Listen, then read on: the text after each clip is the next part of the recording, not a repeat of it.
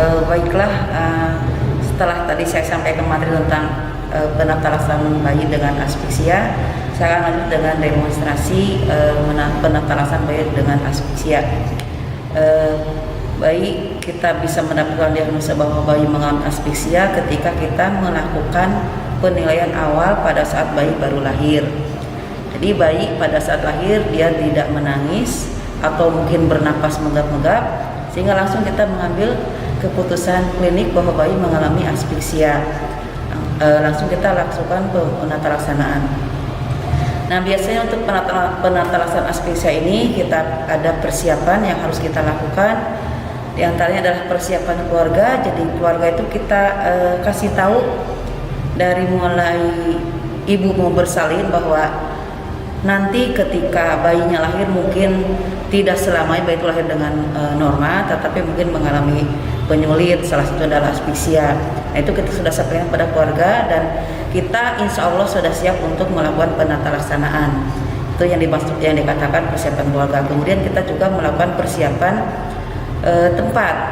Nah, tempat ruangannya itu harus hangat ya, ruangannya tanpa ada tiupan angin, artinya bebas angin yang masuk, kemudian terang ya, cahayanya cukup. Kemudian juga tempat untuk resusitasi ini syaratnya adalah harus datar, rata, keras dan bersih ya, dan juga hangat ya. Kemudian juga ada peralatan yang harus kita pakai. Peralatannya adalah kita sediakan balon sungkup. Ada juga dengan pipa sungkup, tapi yang biasa kita lebih nyaman kita gunakan adalah balon sungkup. Balon sungkup, kemudian kita juga ada pengisap lendir ya. Jadi bisa menggunakan ini atau menggunakan yang daily ya. Kemudian kita sediakan juga stetoskop untuk mengecek apakah jantung bayi dalam keadaan normal atau tidak. Kemudian sarung tangan, bisa karena kita untuk persiapan pertolongan persalinan ada sarung tangan. Kemudian kita bisa menggunakan stopwatch atau mungkin kita sekarang ada HP bisa pakai timernya yang kita gunakan untuk penghitungan nanti pada saat kita melakukan ventilasi tekanan positif. Nah, kemudian kita juga ada kain ya, kain itu kita sediakan 3 helai kain. Jadi satu kain anduk itu nanti untuk ditaruh di perut ibu, kemudian satu kain untuk pengganjal bahu dan satu kain untuk mengganti dari kain yang basah ke kain yang kering. Kemudian juga kita sediakan juga APD lengkap. Nah, kemudian yang harus kita lakukan pertama-tama kita gelar kain di atas perut ibu ya, kain yang pertama. Ini cuma rutin kita untuk persalinan. Sebelum anduk itu kita meletakkan dulu kain kering untuk bayi yang normal.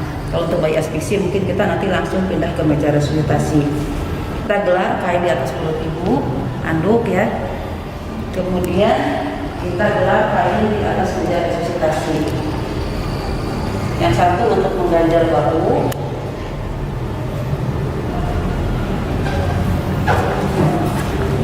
yang satu untuk mengganti dari kain yang basah ke kain yang kering.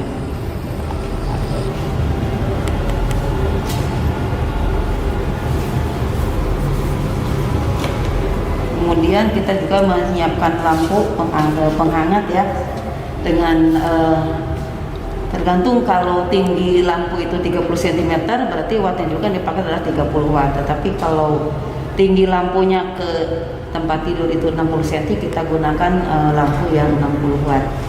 Itu yang harus kita siapkan. Kemudian kita menggunakan APD. Setelah menggunakan APD lengkap, kita kemudian lanjut dengan cuci tangan 6 langkah ya.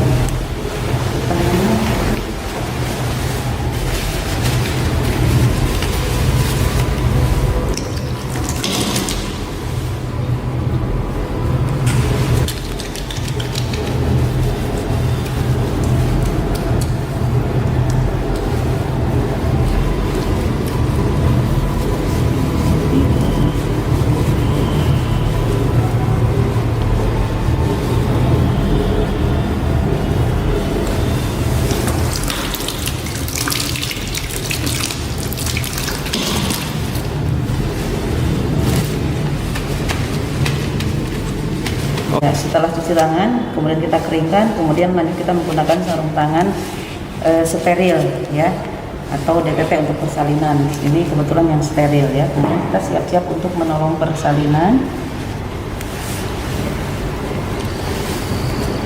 Biasa ini kita yang tangan kanan menahan perineum, tangan kiri di pada siput.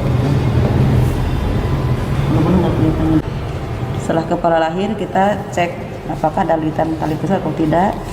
Kemudian tunggu putar paksi luar ya.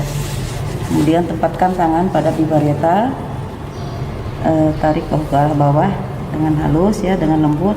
Tarikan bahu depan, tarik ke atas, mengarahkan bahu belakang, kemudian sanggah, kemudian susut sampai mata kaki. Kemudian kita lakukan penilaian.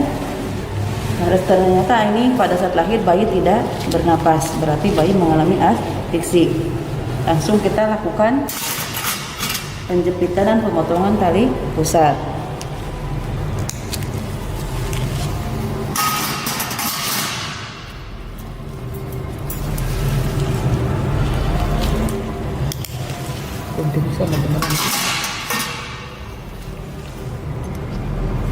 Ya.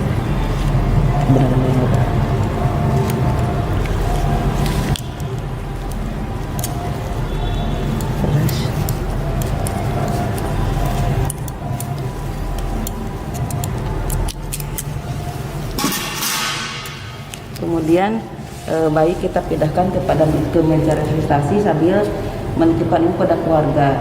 Bu, Pak, ini bayinya ternyata tidak nangis, jadi saya akan melakukan pertolongan. Nanti akan pindahkan ke tempat pertolongannya, Pak ya. Kemudian titip ibu, baru nggak ada apa-apa nanti kasih tahu saya. Melakukan langkah awal yaitu jahitan, jaga bayi tetap hangat ya. Jadi kita selimuti bayi dengan anduk, kemudian atur posisi dengan sedikit ekstensi, jadi kepala sedikit ekstensi, kemudian bagian dada kita buka ya supaya terlihat. Nah, kemudian kita isap lendir dari mulut, kemudian dari hidung.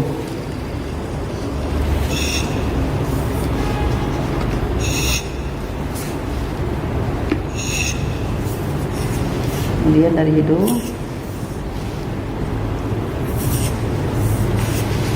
Selanjutnya kita setelah isap, kemudian keringkan dari mulai kepala ya, dada yang sampai ke belakang, kemudian bagian kaki kita gores saja sedikit, kemudian bagian punggung kita bersihkan, keringkan, kemudian kita ganti kain yang basah dengan kain yang kering.